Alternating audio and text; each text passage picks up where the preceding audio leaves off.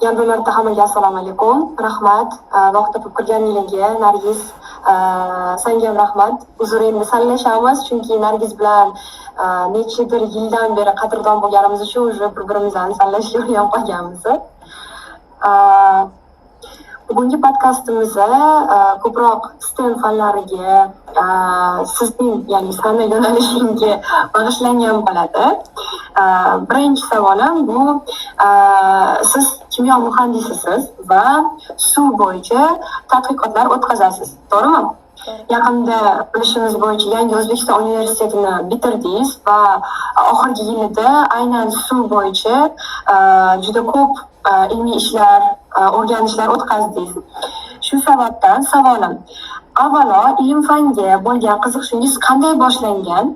Shu haqida aytib bersangiz va nega aynan STEM yo'nalishini tanladingiz? Nimaga shu soha bo'yicha ketyapsiz hozir? Xo'p, yaxshi. Agar qisqaroq javob berishga harakat qilsam, chunki buni tarixi juda uzun, nega o'zi bu sohaga tushib qolganimning tarixi. O'zi aslida boshida STEM yo'nalishiga qiziqmaganman umuman. Hamma anaqa nima edi, общий omma orqasidan men ham hammamizga tanilgan kasblardan birini tanlagandim. Bu ham meditsina. Meditsinani orqasidan ketib, ximiya biologiyani o'qishga qaror qilganman. O'qib ham yurgandim abituriyentlik davrimda.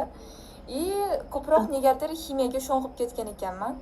Ximiyani o'rganyapman, qarasam, oddiy zadachalarni, oddiy misollarni yechish u yerda tursin, balki o'sha misollarda ishlatiladigan formulalar o'zi qanaqa qilib o'ylab topilgan.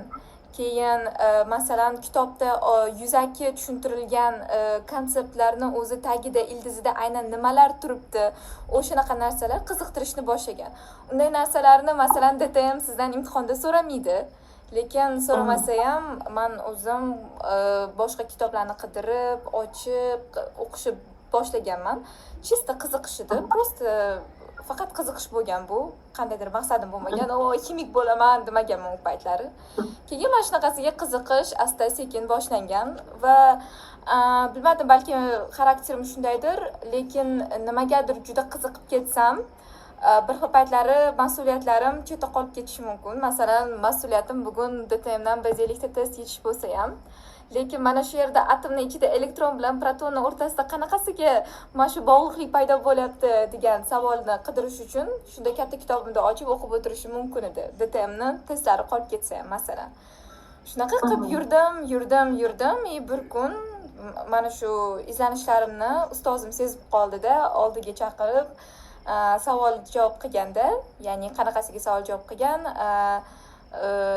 Nargiz, nimalarga qiziqyapsan, nega aynan bu narsalarni o'qiyapsan deb so'rayotganlarida shu aytganman, ustoz, siz bizga o'rgatayotgan metodikani tagidagi teoriyasini tushunish menga ko'proq zavq beradi. Oddiy o'sha formulalarni ishlatgandan ko'ra o'sha formulalar qayerdan kelib chiqqanligini tushunish menga ko'proq dopamin beradi, kayf beradi, akademический kayf beradi deganman. Shundan keyin o'ylab ximik bo'lging kelmayaptimi deganlar. Bir kun o'ylaganman deb bo'ldi. Bo'laman, ximik bo'laman deganman. Keyin shunaqasiga ximik bo'lib ketganman. Atak u payti уже 11-sinfda уже hamma tanlagan kasbini orqasidan ketish kerak. Men уже bitta universitetga kirib ham qo'ygandim, grantim ham bor edi bir semestr uchun. U paytlari Akfa Medline, hozir Central Asian University bo'ladi. Уже grantim ham bor edi. Tasavvur qilishingiz mumkin. Oyim ham doktor. Oldilariga kelib, "Oyi, men 2 yil doktorlikka o'qiyotgandim. Universitetga ham kirdim grantga, lekin endi ximik bo'laman, oyi." deb borganman oldilariga. Uyda yaxshigina janjal bo'lgan. Chunki afsuski tushunish qiyin bunday narsani. Lekin o'zimni gapim ustida turganman. Shundan keyin qiziqishim orqasidan ketganman va shunaqasiga ximik bo'lganman. Va основном, agar Londonda gapiradigan bo'lsam, bu qiziqish bo'lgan. Ya'ni aynan mana shu kichkinagina zarrachalar, mana bu dunyodagi atrofimizdagi bo'layotgan hamma narsalar aynan nega bo'layotganini tagigacha borib tushunish juda muhim edi. Shuni orqasidan shunga harakat qilganman. Keyin o'zi bilan mana shu oqimda olib ketib qolgan STEM anaqasi nima edi? STEM sohasiga? Shunaqa desam bo'ladi. Kichkina tarzda gapirib bersam. Judayam qiziq, Nargiz, rahmat. Tariximiz biroz o'xshash, baribir birga o'qiganmiz o'sha paytlar. Shuning uchun juda ham yaxshi tushunaman shu vaziyatni. Rahmat javob uchun. Keyingi savolim, hozirgi kunda ko'pchilik yoshlar, maktab o'quvchilari STEM bu qanaqadir matematika yoki murakkab formulani o'rganish deb tasavvur qilishadi, menimcha. Sizningcha bugungi kunda STEM aslida nima? Nimaga STEM hozir qiziq? Nimaga biz STEM bilan hozir qiziqishimiz kerak? STEM yoki STEM fanlari? Yaxshi. Bunga ikki turda javob beraman. Birinchisi bu odamni o'ziga bog'lab javob beraman. Ikkinchisi umumiy qilib. Odamni o'ziga qilib bog'laganimda hamma ham STEMga borishi shart yoki hamma STEMga qiziqishi kerak degan tushuncha yo'q. Agar masalan siz mana shu matematika, biologiya, kimyoga qarab sizni tortmayotgan bo'lsa, yokida boshqa masalan buxgalteriya, finans yokida proyekt menejerstvasi o'shunaqa narsalar tortayotgan bo'lsa, bu juda tabiiy, odatiy, yaxshi. Demak, sizning talantingiz boshqa joyda. Ya'ni faqat STEM yokida STEAMga qiziqishingiz shart emas. Qachon va qanaqa odamlarga STEM bilan ketishni tavsiya qilardim? Kimki tasavvur qilishni yaxshi ko'rsa. Ya'ni STEMni o'rganganingizda, STEM bu matematika, texnologiya, injiniring, ya'ni muhandislik va science, ya'ni ilm. Bular o'zi nega kerak? Mana shunday ko'zingiz bilan qaraganingizda dunyodagi juda yuzaki bo'ladigan narsalarni aslida nega u narsalar paydo bo'lganini, nega u narsalar aynan shu tarzda hozir bizga ko'rinib turganini tushunish uchun, uni tasavvur qilish uchun sizga mana shu STEM kerak bo'ladi va faqat sizga o'sha narsa qiziq bo'lsagina unda boringlar. Masalan, bir xillar yomg'ir yog'ayotganda chaqmoq chaqqanini ko'rib, qo'rqadi yoki nega chaqqayapti deydi, yo bir xillar просто go'zalligiga qarab "Vau" deydi. Lekin masalan, sizlar o'sha chaqmoq chaqqanda qarab, nega o'sha chaqmoq chaqqan, qayerdan ovozi paydo bo'lar ekan, nega mana shunaqa yorqin nuri paydo bo'lar ekan degan savollarni o'zingizlarga bersanglar, ana o'shanda STEMga borishinglar mumkin. Yoki kechqurun bir xillar yulduzli osmonga qarab romantika qiladi, yoki yulduzlarni sanaydi, boshqa narsa qiladi. Lekin sizlar uchun masalan, nega aynan kechqurun yulduzlar ko'rinadi? Nega ertalab ko'rinmaydi? Nega yulduzlar ko'p? Nega yulduzlarni sanolmaymiz? Shunaqa savollar qiziq bo'lsa, o'shanda borishinglar mumkin. Bir xillar masalan doskaga magnitli yopishtiramiz. Bir xillar uchun bu prosta instrument, nimanidir yopishtirib qo'yish uchun magnit masalan. Lekin sizlar o'sha ikkita magnitni olib nega bunaqasiga qilsam bir-biriga yopishib qoladi-da, bitta o'girsam bir-birini itaradi. Nega unaqa degan savol sizlarga qiziq bo'lsa, o'shanda borishinglar mumkin. Bu bir, ya'ni qiziqish. Ikkinchisi tasavvur. Nega tasavvur juda muhim? Chunki STEMni o'rganayotganinglarda sizlarni odatiy hayotda ko'rgan narsalar uchramaydi. Sizlar juda kichkinagina zarrachalarni o'zingizlarga tasavvur qila olishinglar kerak bo'ladi. Hayotingizda ko'rmagan narsalarni bila olishinglar kerak bo'ladi, tushuna olishinglar kerak bo'ladi. O'shanda sizlarga tasavvur kerak bo'ladi. Masalan, elektron protonlarni shu paytgacha hech kim ko'rmagan. Hamma o'zi faqat tasavvur qiladi. Hammaning tasavvuri har xil bo'lishi mumkin. Shunga sizda ham o'sha tasavvur kuchli bo'lishi kerak. Ya'ni STEM bu qiziquvchan xayolparastlar uchun desa ham bo'ladi. Shunaqa. Endi bu sizlar uchun edi. Ya'ni boshda aytganim uchun STEM ga hamma borishi shart emas. Dunyoni STEMga qiziqadigan odamlar bosib ketsa ham u dunyo yashamaydi. Bu dunyoda praktik odamlar ham bo'lishi kerak. Proyektni chotki manage qila oladigan, boshqara oladigan direktorlar, boshqaruvchilar, finansistlar hamma kerak. STEM odamlar ham kerak. Endi ikkinchi tarafdan javob bersam, nega STEMga qiziqadigan odamlar kerak? Nega ularni qo'llab-quvvatlash kerak va nega hozir masalan bizning davlatimizda bunga yarasha juda katta qo'llab-quvvatlash bo'lyapti? Masalan, shularning natijasidan STEM festivalda katta proyektlar boshlanyapti. Bu o'zi science, technology, engineering, art, math. Endi art unchalik emas-ku-ya, lekin STEM, science, technology, engineering, math bu davlatni o'zini boyliklaridan to'g'ri foydalanishga yordam beradigan odamlar, yordam beradigan kasblardir. Boylik bu yer osti qazilmalari bo'lishi mumkin. Boylik bu suv bo'lishi mumkin. Boylik bu hayvonlar yokida bizni yerimizda o'sadigan pomidoru, bodring o'sha narsalarimiz bo'lishi mumkin. Boylik bu odamlarning tafakkuri, ya'ni odamlarning potensiali bo'lishi mumkin. Agar mana shu yo'nalishda odamlar ko'proq rivojlansa, bizda ko'proq olimlar, ko'proq injenerlar, matematiklar, texnologlar bo'lsa, bizni davlatimizni boyligini yaxshiroq, samaraliroq ishlatishni o'rganamiz. Ana o'shanga bizga hozir STEMdan odamlar kerak. Masalan, O'zbekistonda Mendeleyev tablitsasidan plus-minus hamma elementlar bor.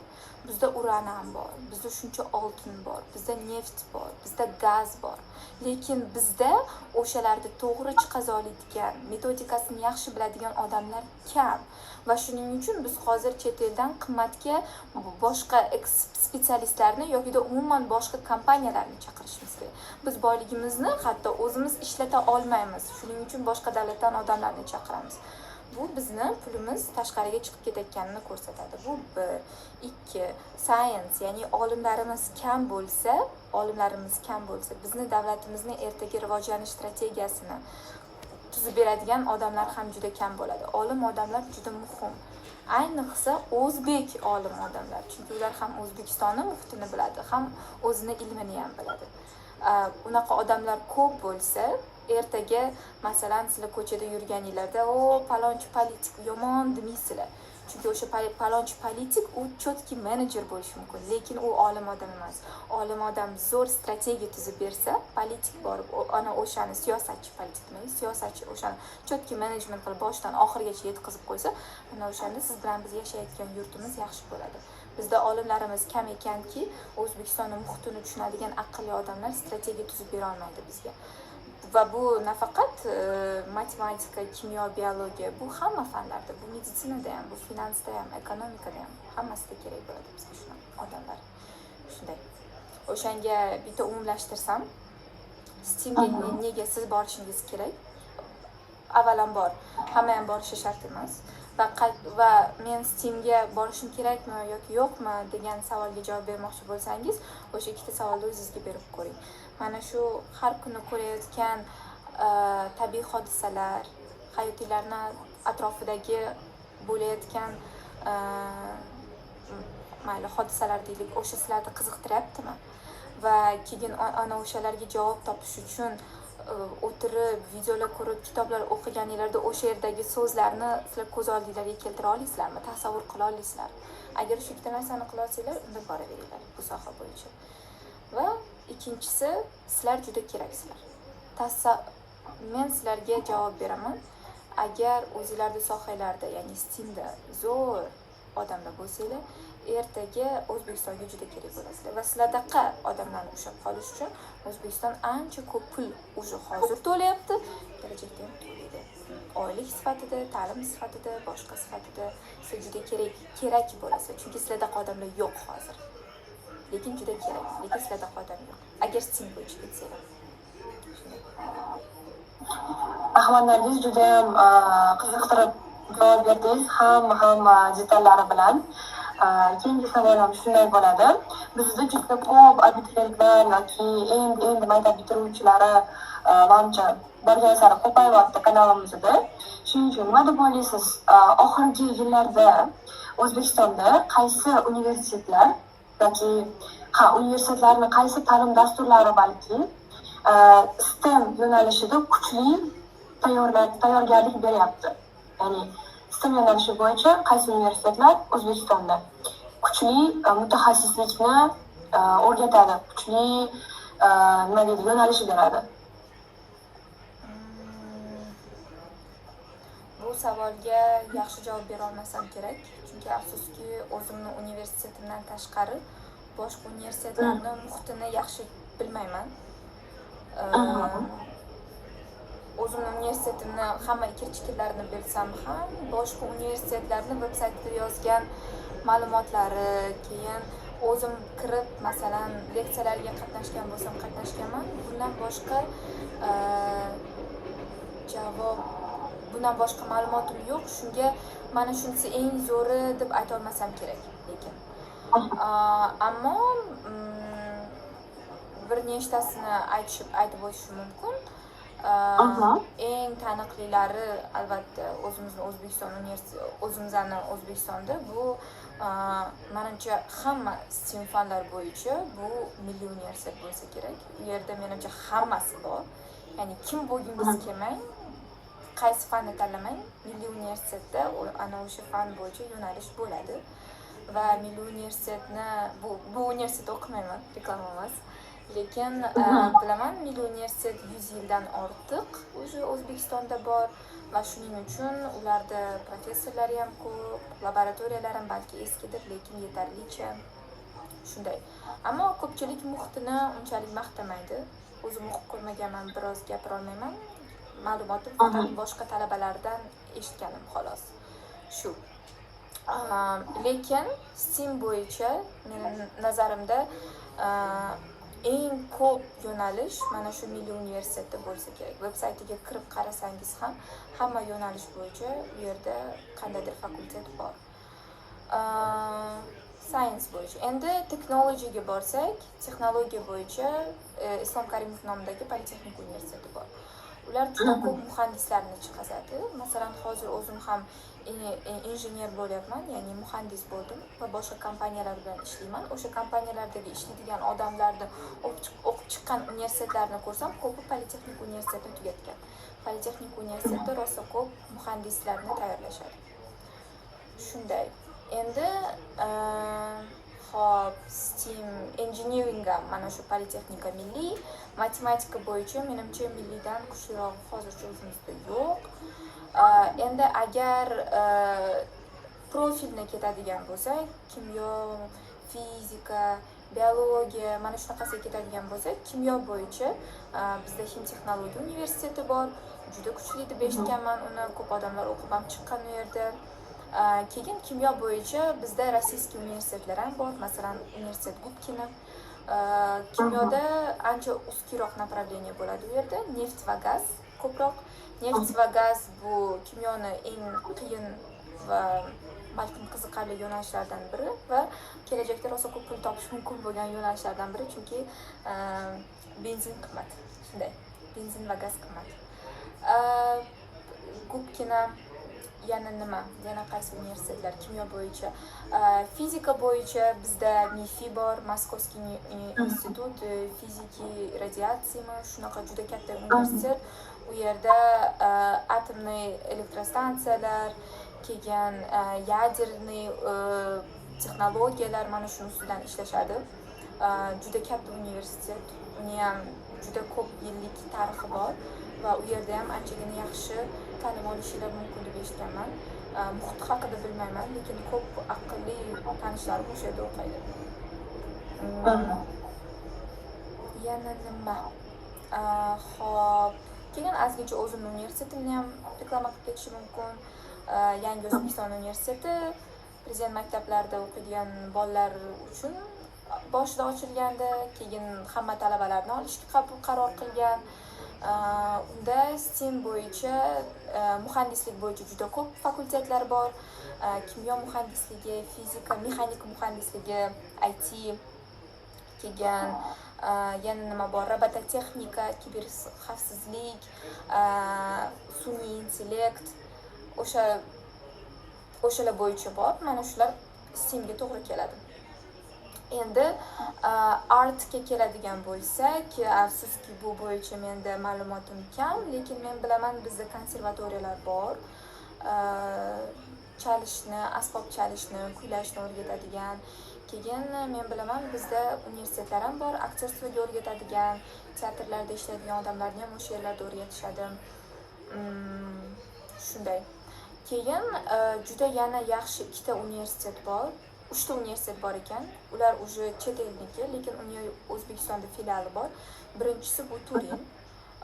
Turin juda yaxshi universitet, balki muhiti ham uncha zo'r emas, lekin o'zi yaxshi universitet. Italyanskiy universitetni u yerdagi filiali bo'lib turib, u yerda mexanika muhandisligi bor, kimyo muhandisligi yo'q menimcha. Mexanika muhandisligi, arxitektura bor, juda yaxshi bu yo'nalish ham. Va u yerda masalan Airways, ya'ni bizni havo yo'llarimiz, o'zimizni havo yo'llarimizni o'sha yerda fakulteti bor. Ya'ni sizni u yerda pilotlikka o'rgatadi. Bu STEAMga umuman aloqador emas, lekin shunaqa ham. Va eng zo'ri u yerda quruvchilikni ham o'rgatadi. Ya'ni ingliz tilida civil engineering degan narsa, bu quruvchilik, bu ham STEAMda bitta yo'nalishlardan biri. Chunki quruvchilikda siz yerni yaxshi bilishingiz kerak, havoni yaxshi bilishingiz kerak. Suvni boshqarish ham bu mana shu yo'nalishlarga kirib ketadi. Civil engineering juda yaxshi yo'nalish. Bu bir. Ikki, bu Koreya universiteti bor. Bitta Koreya universitetini filiali, bu Ajou University. Ajou University ham agar yaxshilab STEAM festival kanaliga yaxshilab obuna bo'lib qarab yursanglar, menimcha kelayotgan festivalda ular qatnashadi. Oldingi yil qatnashmoqchi edi, qatnasha olmagan, lekin bu yil qatnashadi. Ajou University bu juda zo'r universitet, koreyskiy. Professorlari ham juda yaxshi, eshitishim bo'yicha.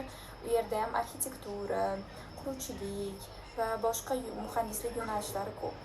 Va yana bitta international, ya'ni mana shu ingliz tilida gaplashadigan yana bitta muhit. Bu masalan Turin, Yangi O'zbekiston universiteti, keyin Ajou. Hozir aytadiganim bu Farm Park bu farmatsevtika bo'yicha STEAM festivaliga kelgan, oldingi yil, bu yil ham keladi, xudo xohlasa.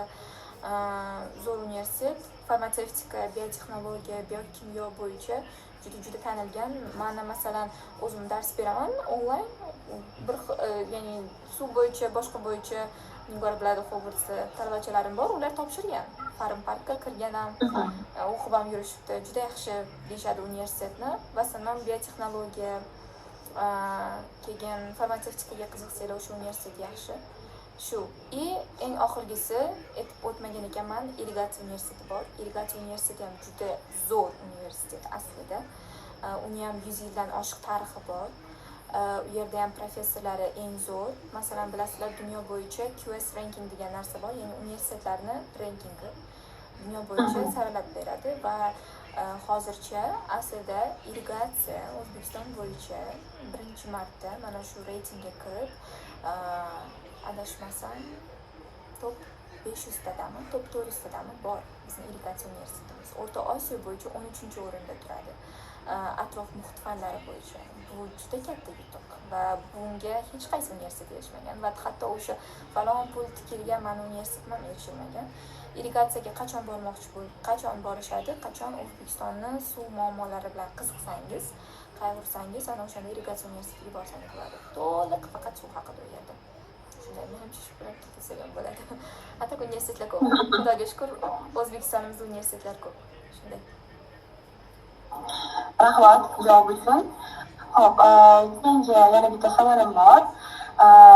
Hozircha, ya'ni bugungi kunda sizningcha O'zbekistonda qaysi ilmiy yoki muhandislik muammolari yosh tadqiqotchilar uchun yangi g'oyalarga muhtoj? Ya'ni qanaqa muammolar borki, muhandislikda yoki ilmda hozirgi kunda O'zbekistonda bizning yoshlar, xudo xohlasa, shu muammolarga yechim topa oladi agar shuni o'rgansa. Sizni ko'zingizga qanday olib keling, uchta muammo bor bizda muhandislar yoki olimlar yecha oladigan va yechish kerak bo'lgan kelayotgan yillarda? Olimlar uchun javob bera olmasam kerak, chunki o'zim ko'proq muhandis bo'lganim uchun ularni mavzularini uncha yaxshi bilmayman afsuski. Bunga to'g'ri javob beradigan odam bo'lmasam kerak. Muhandislik bo'yicha yaxshiroq javob bera olaman. Muhandislik bo'yicha bizda hozir O'zbekistonga juda kerak bo'ladigan narsa bu ruschada легкое промышленство deyiladi. pромышленность, легкая pромышленность deydi. O'zbek tilida yengil sanoat bo'lsa kerak. Yengil sanoat bu masalan ruchkani qopqoqlari, baklajkani qopqoqlari yokida mana shu materiallar yokida derazalaringizni romlari, derazani oynasi, mana shunaqa O'zbekistonning aholisiga kerak bo'ladigan kichik mayda produktlarni o'zimizda ishlab chiqarishni boshlashimiz kerak. Afsuski, unaqa narsalarni ishlab chiqarishga bizda O'zbekistonda resurslar ko'p, lekin bizda uni ishlab chiqarishga aql yo'q. Ya'ni aqliy salohiyati yetadigan muhandislar yo'q. U narsani olimlar qilishi shart emas, chunki aynan qanday qilinishi kerakligi boshidan oxirigacha o'sha yozib bo'lingan. Bu narsa hammaga ayon. Bu velosipedni boshqatdan o'ylab topish bo'ladi agar olimlar bilan shug'ullansa. Lekin muhandislarning ishi bu. Masalan, bilasizlar, Xitoydan kelayotgan tovarlar juda arzonligini va hali dunyo bo'yicha hech kim xitoychalik arzon produktlarni chiqaza olmagan. O'shanga har bitta davlatni bozoriga Xitoy kirib kelganda mahalliy bizneslar shikastlanadi. Nega? Chunki o'sha Xitoyday arzon ishlab chiqarishga hatto mahalliy bizneslarga ham qurbi yetmaydi. Negaki? Chunki Xitoyda hamma mayda-chuda narsalarni Xitoy o'zi ishlab chiqaradi. O'zbekistondachi, agar o'sha ruchkani qopqog'i kerak bo'lsa ham boshqa joydan sotib olishingiz kerak. Ruchkaga pastasiga suyog'i kerak bo'lsa ham boshqa joydan sotib olishingiz kerak. O'zimizda o'shanaqa kichkina narsalar yo'q. Va holbuki, o'sha bittagina ruchkani agar siz 200 so'mga ishlab chiqaza olganingizda, o'zimizda ishlab chiqarsak hamma narsalarni, siz endi uni 1000 so'm va hatto 1,5 mingga ishlab chiqarishingiz mumkin. Chunki ko'p narsalarni boshqa joydan olib kelishingiz kerak. Xitoyda qanaqa? Masalan, Xitoyda hamma narsa o'zida bor. Hech qanaqa narsani boshqa joydan sotib olish shart emas. Ana o'shanga shunday Londonga, Parijga borib, bitta sumkani Chanel'da chiqqan yangi sumkasini shunday rasmga olib, ertaga o'sha zavodida chiqarish mumkin. Nega? Chunki ipidan to ignasigacha hamma narsa o'zida chiqadi. Boshqa joydan sotib olish shart emas va juda tez xohlaganingizcha. Bizda ham mana shunaqa bo'lishi kerak. Qachon bizda ham mana shunaqa ishlab chiqarish, yengil sanoat juda kuchayib ketsa, o'shanda O'zbekiston to'xtatib bo'lmaydi. Bizda resurslar juda ko'p. Odamlar ham ko'p aslida. Yiliga 1 million bu hazilakam son emas. Va agar mana shuni yaxshi to'g'ri ishlata olsak, ertaga juda katta foyda bo'ladi. Shu narsa. Keyin bizni yer osti boyliklarimiz juda ko'p. Biz uni to'g'ri ishlata olmaymiz. Ana o'shalarni to'g'ri ishlatish kerak bo'ladi. Bu ikkinchi yo'nalish bo'lardi deb ayta olaman. Va uchinchisi bu atrof muhit. Atrof muhit masalan men shug'ullanadigan yo'nalishlardan bittasi. Ya'ni suvga qiziqaman, atrof muhitga kiradi. Afsuski, O'zbekiston juda qiyin vaziyatda qolyapti. Atrof muhit bo'yicha, havo bo'yicha ham, suv bo'yicha ham, yer bo'yicha ham, iqlim bo'yicha ham va mana shu yo'nalishda bizda olimlar ham, muhandislar ham, men muhandisman bu yo'nalish bo'yicha, olim emasman. Shular ko'paysa, ana o'shanda ertaga biz bolalarimizga toza vijdon bilan qoldira olamiz. Mana shu o'zimizning yurtimizni, bo'lmasam juda qiynalishadi. Mana shu 3 ta yo'nalishni men balkim strategik ko'rar edim. Muhandislar uchun, olimlar uchun, lekin to'g'risini aytaman, javob bera olmasam kerak. Rahmat. Obunachilarimiz menimcha shuni inobatga olishadi. Shuni umid qilamizki, kelajakda shu aytib o'tgan sohalarni yana ham rivojlantirish uchun. Yana bitta narsaga menimcha ahamiyat berishimiz kerak. Bugungi kunda sun'iy intellekt, ya'ni AI juda rivojlanib kelmoqda. Sizning fikringizcha, sun'iy intellekt bugungi kunda olimlar va muhandislarning ishini qanday o'zgartirmoqda? U qanday yangi imkoniyatlar yaratmoqda va qaysi ko'nikmalar har doim dolzarb olib qoladi? Vaholanki AI bo'lsa ham, qanaqa qilib hozirgi muhandislar yoki olimlar o'zini mutaxassisligini davom ettirishyapti va yoshlarga qanaqa maslahat berardingizki, AI bo'yicha to'g'ri foydalanish bo'yichami yoki kelajakda shu o'rganayotgan yo'nalishida spetsialist bo'lib o'zini yo'qotib qo'ymaslik uchun uni robotlar nima deydi, o'rnini band qilib qo'ymaslik uchun. Yaxshi. Xo'p, bir nechta savol bo'ldi. qaysi birigadir javob berish esimdan chiqsa eslatasiz. Birinchisi bu qanday foyda tegyapti? Muhandislarga, olimlarga qanday foyda tegyapti? Hop, agar kategoriyalashtirib olsam, research, keyin yangi g'oyalarning kritikasi, research, kritika va yana nima bo'lardi? Shu ikkitasi bo'lyapti. Boy uchta topganim qo'lga. Yangi ma'lumotlarni qidirish, g'oyalarni gaplashish. Mayli, boya 3 ta edi. Hozir negadir 2 ta bo'lib qoldi. Uchinchisi esimdan chiqib ketdi. Masalan, AI ni to'g'ri ishlata bila olsa, AI o'zi juda kuchli narsa. Shunchalik kuchliki, o'tmishda 1 yil ketadigan narsalarni AI bilan hozir 1 oyda qilib tashlashingiz mumkin. Bu juda kuchli narsa deb o'ylayman. AI ni olimlar bilan muhandislarga birinchi tegadigan foydasi bu research. Hop. Nigora, menimcha meni internetim unchalik yaxshi bo'lmasa kerak. Yaxshimi internetim hozir? Uzilib qolmayapti, yaxshi. Hop. Eng birinchi tegadigan foydasi bu ma'lumotlarni qidirish. Masalan, agar orangizda ilmiy ish yozib ko'rgan odam bo'lsa, biladi, literaturniy obzor, ya'ni mana shu sizdan oldingi qilingan ishlarni ko'rib chiqish bo'yicha juda katta, ko'p vaqt ketadi. Aslida ko'p ilmiy ishlarni ham va muhandislar ham bu narsaga duch keladi. Ya'ni biz nimadir narsa qilmoqchi bo'lsak, birinchi uni o'rganib chiqishimiz kerak. O'zi qanday yo'llari bor, ana o'shani ko'rib chiqishimiz kerak va bunga rosa ko'p vaqt ketadi. Internet bu juda katta ma'lumotlar bazasi. Undan sizga kerak bo'lgan, aynan sizga kerak bo'lgan narsani topib olish juda qiyin va ko'pincha eng ko'p vaqtingiz ana o'shanga ketadi. Hozir mana shu ilmiy sun'iy intellekt borligi uchun ma'lumotlarni qidirish juda tez. Siz biladigan va bu siz biladigan ChatGPT, Gemini, Cloud, Copilot ularni ishlatib emas, balki mana shu olimlar uchun aynan o'zi uchun qilingan sun'iy intellektlar bor. Ular Scopus, Web of Science, Google Scholar mana shunaqa ilmiy saytlarga ulangan bo'lib, ana o'shalarda, masalan Springer o'sha ham zo'r, ana o'shalarda har bitta qilgan ilmiy ishiga uni bitta linki bor. Bitta ulanib olgan. Siz masalan yozishingiz mumkin. Menga O'zbekistonda suv muammolari bo'yicha hamma ilmiy ishlarni chiqazib ber desangiz, bitta qatorda chiqazib beradi. Sizdan oldingi olimlar unga 2 hafta ketqizishi mumkin o'sha narsalarni topib o'qib chiqishga.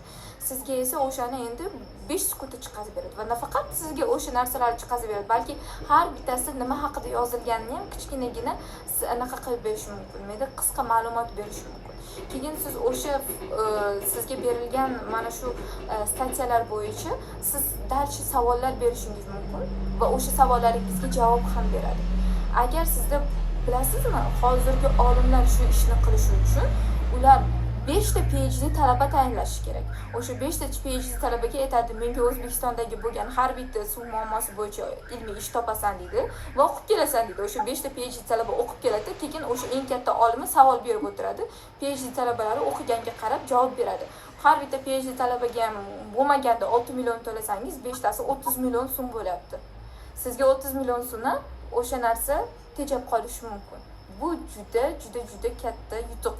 Va bu nafaqat katta professorlar uchun, balki bizga o'xshaydigan endi sohaga kirib kelayotgan odamlar ham buni maza qilib ishlatadi. Masalan, diplom ishini yozishga ko'pincha odamlarda 1 yil ketadi. Men uni 2 oyda yoza olganman va bu nega? Chunki men ana o'sha sun'iy intellekt bilan aynan mana shu ma'lumotlarni qidirishni juda oson yo'lini topib olganman. Shunday. Yo'li shu. Bu eng birinchisi.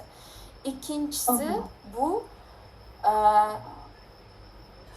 o'zi ilm fanda, muhandislikda eng muhimi sizning g'oyangizni zo'r kritika qilib bera oladigan shaxs. Siz zo'r g'oyalar o'ylab topishingiz mumkin, lekin u to'g'ri bo'lmasligi ham mumkin, noto'g'ri bo'lishi mumkin. Ana o'shani cho'tga kritika qiladigan odam bo'lish kerak oldinglarda. ana o'shanda o'sasizlar. Lekin har doim unaqa odam bo'lmasligi mumkin. Lekin sizlar o'sha narsani sun'iy intellektga aytishingiz mumkin va u sizlarga shunaqa zo'r kritika qilib beradi. Boshidan oxirigacha g'oyang mana bu yerda yomon, bu yerda yomon, bu yerda yomon, mana shu yerni yaxshilashing kerak, yaxshilashing kerak, yaxshilashing kerak. Вообще zo'r bu narsa. Va nafaqat sizlarning g'oyalar, balki har bitta proyektinglar, yozgan inshoiylar, yozgan hatto ilmiy ishlar hammasini yuborsanglar, cho'tki kritika qilib beradi. Zaif tomonlarini hammasini topib beradi. Bu juda kuchli narsa. Oldinlari sun'iy intellektdan oldin qandaydir ilmiy ishini yozganda u 60 yoshlik professorning oldiga borib, ana o'shanga o'chirib turish kerak edi. U sizni ilmiy ishingizni o'qib chiqib, hamma joyga qalami bilan yozib chiqish uchun. Hozir esa uni 1 minutda shunday sun'iy intellektga berib bitada topib olishlar mumkin. Bu juda kuchli, bu juda kuchli. Juda ko'p vaqtlarni tejaydi bu narsa. Вот. Shu bo'lsa kerak, mana shu ikkita eng kuchli narsa deb o'ylayman. AI deb bizga berayotgan savobi shunaqa. Endi oxirgi savol juda yoqdi. AI ish topib qo'ymaydimi? Olib qo'yishi mumkin. Balkim kelajakda AI odamlardan ham, AI deyapman, sun'iy intellekt odamlardan ham yaxshi ishlashi mumkin. Lekin ko'p odamlar bu qiyin deyishadi. Nega? Chunki balkim bu ancha katta mavzudir. Bunga to'xtalib o'tmayman. To'xtalib o'taman desam bir yana yarim soat gapirish kerak bo'ladi. Lekin bitta sizlarga aytadigan narsa. Va bu menga juda yordam berdi. Bilinglarki, kelajakda sun'iy intellekt sizlarning ishinglarni olib qo'ymaydi. Lekin sun'iy intellektni cho'tki ishlatishni biladigan odam ishlarni olib qo'yishi mumkin. Shunaqa. Sun'iy intellektni ishlab tasavvur qilinglar. Sizlar umuman sun'iy intellektni ishlatmasanglar yoki undan ham yomon noto'g'ri ishlatsanglar, sizlarning ishinglar bu mana shunaqasiga ketishi mumkin. Aytaylik, sizlarning progressinglar. Sun'iy intellektni to'g'ri ishlatishni biladigan odamning progressi mana shunaqa bo'ladi. Sizlar bugun bitta nuqtada boshlashinglar mumkin, lekin 10 yildan keyin sizlar ikkita joyda bo'lib qolasizlar. O'sha odam to'g'ri ishlata olgani uchun. Aytayotganimdek, sun'iy intellekt 1 yillik ishlarni 1 oylik qilib beradi. Bu juda kuchli narsa, to'g'ri ishlatishni bilsa.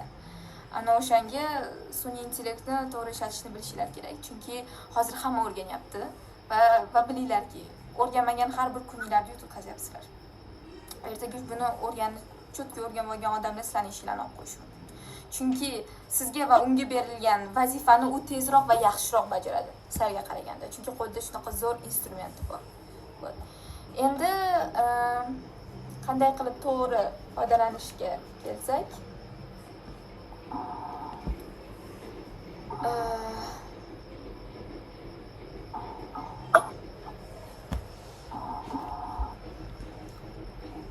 sun'iy intellektni bilan foydalanayotganinglarda o'zinglarni tanqidiy fikrlash deydi-ku, to'g'rimi? Critical thinking. Ana o'shani yo'qotib qo'ymaslikka harakat qilishinglar kerak. Tanqidiy fikrlash. Buni yaxshilab ochib bersam qanday bo'lar ekan? Ya'ni sun'iy intellekt sizlarga bergan narsani shunday olib Ctrl+C qilmaylar, copy paste qilmaylar. Oddiy. Bilinglar, sun'iy intellekt sizlarga любой narsani berishi mumkin, lekin uni qayergadir qo'yib ishlatganinglardan keyin o'sha narsa to'g'ri noto'g'riligiga sizlar javobgar bo'lasizlar, sun'iy intellekt emas. Va sun'iy intellekt sizlarga bergan har bitta narsani tekshira oladigan aqlinglar bo'lishi kerak.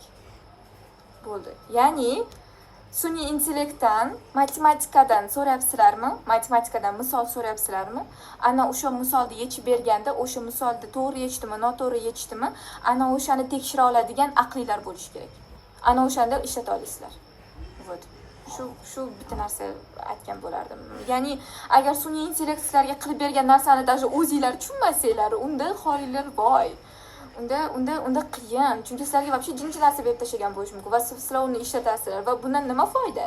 Nima foyda agar tushunmaydigan narsalarni ishlatsanglar? Bu juda aqlga sig'mas narsa. sizlar sun'iy intellektni shunday ishlatishinglar kerakki, u sizlarda ishchilar bo'lishi kerak. Sizlar o'sha ishchilarni qilgan ishini tekshira oladigan darajada o'zingizlarning aqlinglar bo'lishi kerak. Bu degani matematikani sun'iy intellekt bilan qilyapsizlarmi? Matematikani birinchi o'zingizlar yaxshi o'rganib olgan bo'lishingiz kerak. O'shandan keyin sun'iy intellekt bilan qilinglar. O'zingizlar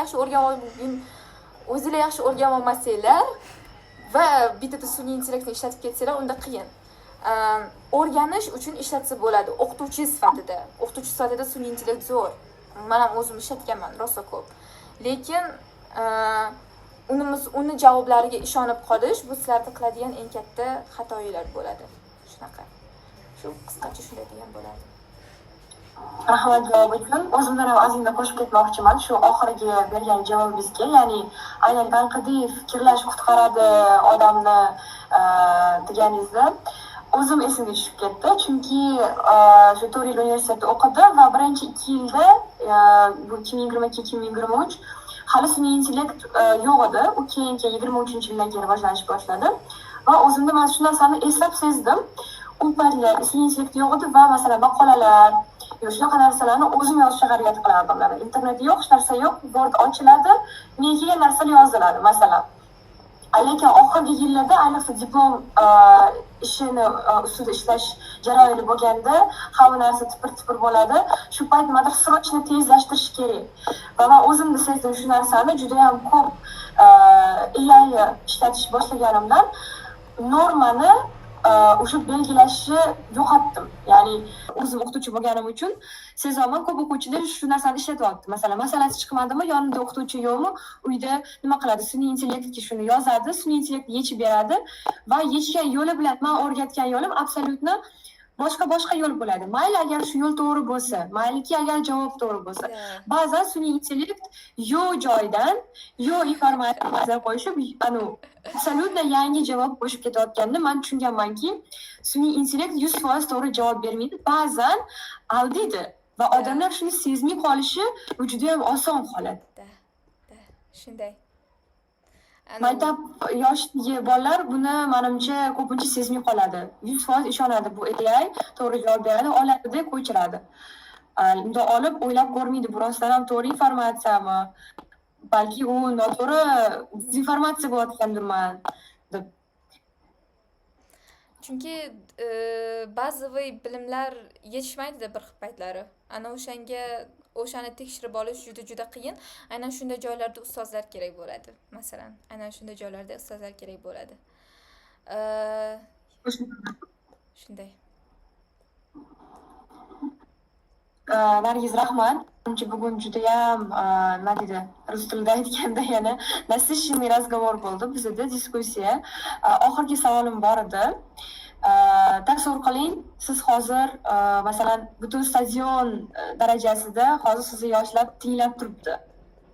Qanday mesej yetkazgan bo'lardingiz? Asosiy qanaqadir xabar, mesej esda qoladigan va yoshlarimizga ta'sir qiladigan, turtki bo'la oladigan balki mesejdir. Balki prosta yuragingizdan chiqqan qanaqadir iliq tilaklar. Mesej ayta olaman, qisqa. Aytadigan mesejim bu: qiziqishinglarni orqasidan borishga qo'rqmang. Shu bo'ladi faqat. Ya'ni ko'pchilik qiziqishini orqasidan borishga qo'rqadi. Balkim bu bizani sotsial normalarimizni debdir, boshqa narsa debdir. Stabil tuyulmasligi mumkin qiziqishlari. Lekin aslida odamning ichida bu endi men ishonaman bu narsaga. Hamma ham ishonishi shart emas. Meni ishonchim bu. Shu endi tug'ilayotganimizda xayolimda vot Xudoyim o'zi har bitta odamning ichiga vot sana talanting shunda bo'ladi. Sana esa talanting bunda bo'ladi. Sana talanting bunda bo'ladi deb har bittamizga qo'yib qo'ygan va yoshligimizda men bu mas'uliyatlarimiz, u katta bo'lganda pul ishlab topishim kerak, voy turmushga chiqayotganda yaxshi kasbim bo'lish kerak, yaxshi joydan sovchilar kelishi uchun deydigan o'ylar, xayollar yo'q-da yosh bolalarda. Ana o'shanga ular qo'rqmasdan o'zini qiziqishlarini orqasidan borib, bu narsalar yasab o'tiradi, narsalar qilib o'tiradi. Va lekin afsuski qanchalik katta bo'lar ekanmiz, mana shu jamiyatning mas'uliyatlari, jamiyatning qoidalari ular yaxshi, lekin bir paytlari bosib qo'yishi mumkin va biz o'zimizni qiziqishlarimizni yo'qotib qo'yamiz. Ularning orqasidan borishga qo'rqib qolamiz. Kelajakda stabil emas yokida bu o'zi aqlga sig'maydi bu narsa yokida shu bilan shug'ullanadigan kimnidir ko'rganmisan masalan degan savollar paydo bo'lishi mumkin. Bu savollarga javoblarni topolmasligingiz ham mumkin, lekin bilib turibsiz, ichingizda sizni kichkinagina Nigorachangiz yokida kichkinagina Nargiz yokida kichkinagina masalan bizni eshitib turgan kim, вот Munira, вот sizni ichingizda kichkinagina o'sha odam menga aynan mana shu qiziq deb turadigan narsa bo'ladi. Ana o'shanda o'sha qiziqishning orqasidan borishga qo'rqmasligingiz kerak. Chunki negadir qiziqishingizning orqasidan borganingizda qo'rqmasdan ancha zo'r bo'lib ketar ekansiz. Shunaqa, masalan, o'zimda ham ko'rdim. Buni isbotini Nigorasanda ham ko'rganman. Xudoga shukr, bizni mana shu Nigora bilan o'zimizning do'stona bitta kichkinagina kompaniyamiz bor. Ana o'sha yerda ham ko'pchilik o'zini qiziqishini orqasidan rostdan ham ketgan va kam bo'lmadi.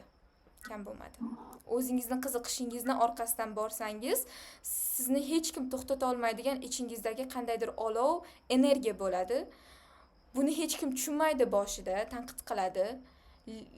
Keyin o'sha energiya sizni olib yurganda, xuddi bir raketani yoqilg'isiday olib yurganda hamma sizga qarab hayratlanib qoladi. Qanaqa qilib bu 4 soatlab, 6 soatlab, 8 soatlab boshida ko'tarmasdan o'qib o'tira oladi? Yo qanaqa qilib bu mana shunaqa ko'chada issiqda o'sha darslarga bora oladi deb o'ziga savol beradi. Lekin bilmaydi-da, siz qachondir o'sha qiziqishingiz orqasidan ketganingizni va o'zingizga qiziqadigan narsani qilayotganingizda sizni to'xtatib bo'lmaydi ichingizdagi yo'qligingizni deb. Va bu juda tabiiy. Siz qiziqishingizning orqasidan ketdingiz. Sizga bu shunchalik qiziqki, farqi yo'q, ko'p ishlaysiz. Ko'p ishlaganingizdan keyin uni natijasi ham zo'r bo'ladi va bu aslida juda tabiiy narsa. Buni tushuntirish ham uncha ko'p kerak emas. Shunday, ya'ni lekin ko'pchilik negadir qiziqishning orqasidan borishga qo'rqadi.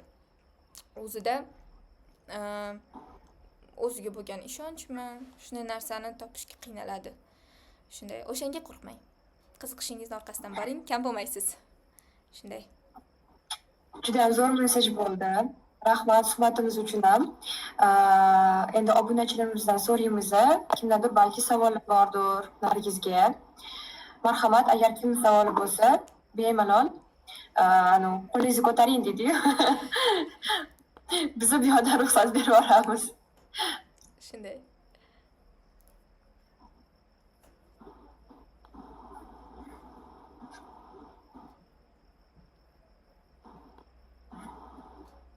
Tushunchim bo'yicha hech kimda savollar yo'q.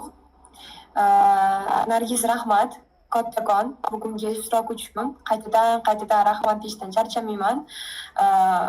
O'zingni bu yoqqa sanlashga ketaman. Uzr, meni o'rtog'im. Taltayib ketma. O'zingni yo'nalishing bo'yicha shunaqa zo'r mutaxassisga aylanayotganingni shu oxirgi 4-5 yilda o'zim ko'rib kelyapman va juda ham faxrlanaman sen bilan va bizning munosabatlarimiz bilan ayniqsa. Shuning uchun har doim omad, iloyim o'ylayotgan, niyat qilayotgan hamma ishlar davlatimizni rivojiga, shu suv muhandisligiga faqatgina foydalar olib kelsin iloyim va kelgusi yana podkastlarda, festivalimizda hamma bilan ko'rishguncha rahmat aytib qolaman. Rahmat sizlarga eshitganingiz uchun. Umid qilamanki, qandaydir foydasi tegdi. Mayli, xayr.